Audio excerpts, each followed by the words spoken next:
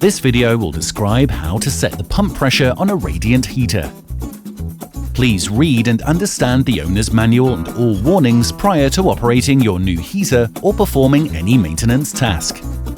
Radiant heaters are capable of burning multiple types of fuel. See your owner's manual for a complete list of compatible types of fuels. Individual heaters may need to have the fuel pressure adjusted to match the fuel type, altitude, and ambient temperature of where your heater is being used. You will need to access the fuel pump by removing the access door from the back of your heater. The pump set screw is located to the right of the fuel pump. If you're experiencing issues with ignition of the fuel, adjust the screw in quarter-turn increments to the right to increase the pump pressure.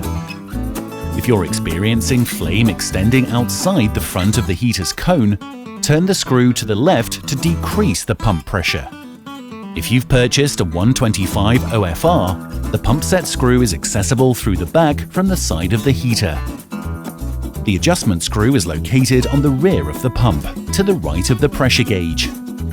Again, using a flathead screwdriver, adjust the screw in quarter-turn increments to the right to increase pump pressure or to the left to decrease pump pressure until your heater is running at peak optimum performance.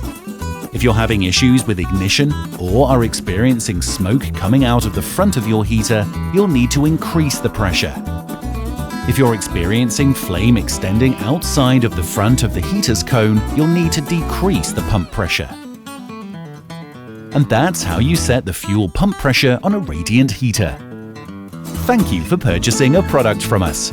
Cheers!